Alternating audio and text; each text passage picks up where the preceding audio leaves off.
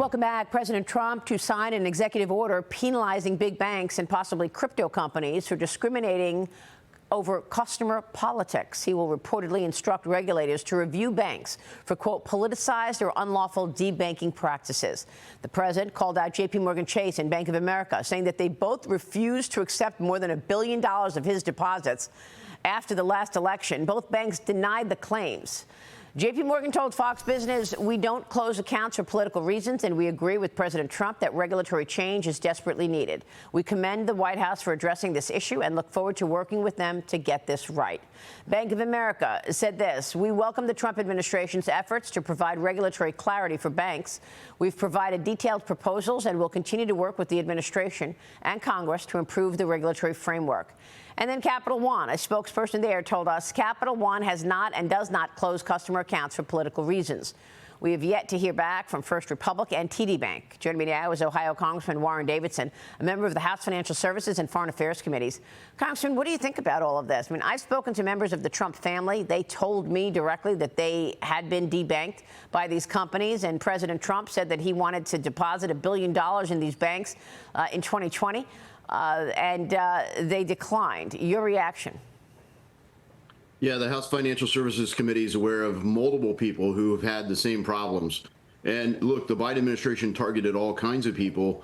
If you look at the wake of January 6th, you had all kinds of people who weren't even there on January 6th who had their bank accounts disclosed. Bank of America went public with the fact that they basically went on fishing expeditions for unconstitutional, warrantless surveillance of people's bank accounts. The House Judiciary Committee and the Committee on Weaponization provided a detailed report of these Bank Secrecy Act violations. And when you look at, customers who were debanked, look at the banks that were debanked. Signature Bank, for example, Barney Frank of the Dodd-Frank Act, a liberal from Massachusetts, when he was in Congress, chairman of the House Financial Services Committee, when Democrats were in the majority, he said they didn't have a problem with solvency. They had a problem because they were banking crypto. So crypto and conservative has become synonymous, but in the industry, that's not true. The Biden administration just targeted their enemies list.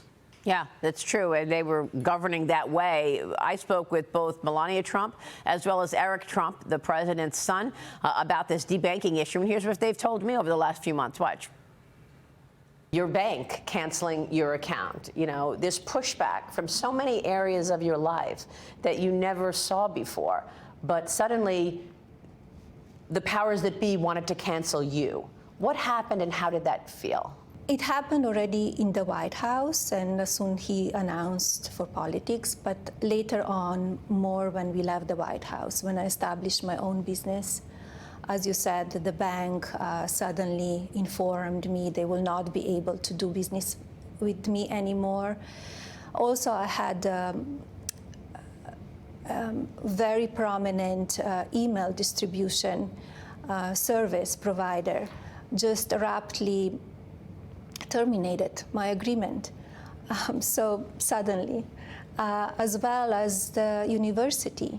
I was all agreed that they will accept my donations for the foster students, and because of the board directors, they called back, they found out that it was me, they didn't, they said we cannot go on. And it's very, very sad because who suffered? They were children from foster community. They didn't have a scholarship that somebody will provide for them. They didn't want to do business with me because of political affiliation, my political beliefs.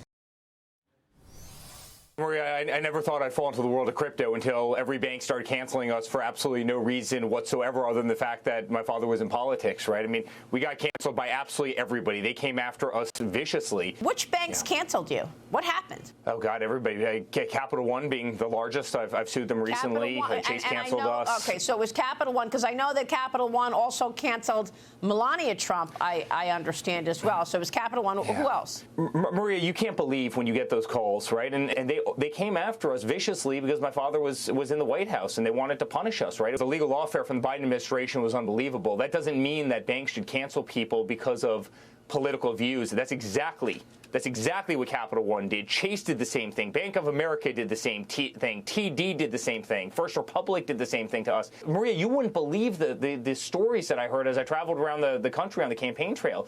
The weaponization is real, and it has to stop. You can't have banks pick who they're going to lend to, who they're going to service in the United States of America based on their political affiliation. Yep. We were targeted, and we're going to hold those banks accountable.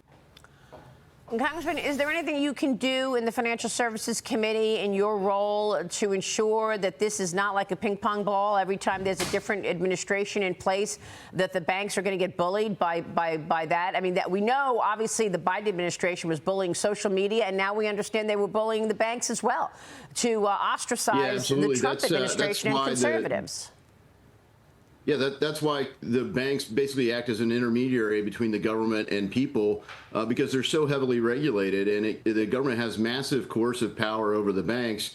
And under President Obama, they termed this Operation Chokepoint. So under Biden's administration, the last 4 years, they termed that Operation Chokepoint 2.0, and it was all the idea that you could weaponize government, use the power of bank regulation to steer the banks to act on behalf of whoever's in control of the government. That tells you have way too much government. We have to defang this regulatory state. Yeah. And that's really what we're working on, is a choke point reform so that no administration can do that to their political enemies. And look, this isn't people being denied loans. This is like $1 billion a deposit. Who turns that down? Melania's case, I want to give money to foster kids and people won't accept it from a charity. I mean, this is crazy stuff.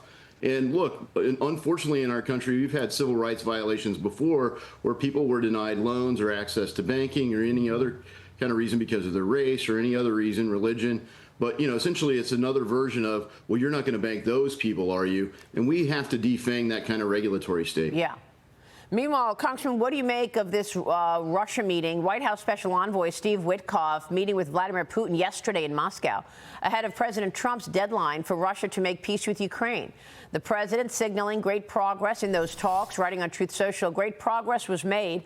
Afterwards, I updated some of our European allies. Everyone agrees this war must come to a close, and we will work toward that in the days to come, or in the weeks to come. President Trump says he hopes to meet with Putin in person as soon as next week, Congressman. What do you want to see happen in this meeting? We're also getting confirmation from the Kremlin that the meeting is likely on. I'm so excited by President Trump's strong leadership, peace through strength. He's using every lever of government to advance America's agenda. And you think about that, what a crazy idea that America's resources should advance America's interests. And President Trump has very clearly stated a mission in Ukraine, something the Biden administration would never do, and would never engage directly with the people waging the war. So it seems crazy. Finally, President Trump is in a position to deliver his goal of peace in Ukraine. He wants people to stop dying. I mean, what a noble cause.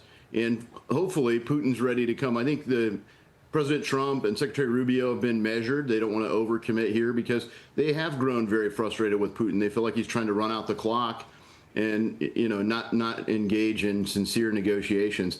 But they finally have Zelensky in a place where he's ready to be serious about negotiations. And look, talk about tone deaf. He was ready to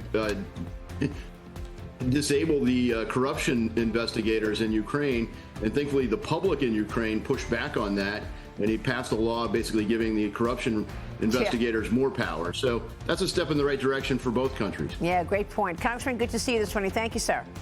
Warren Davidson joining us. Sorry, we'll see you soon. We'll be right back. Stay with us.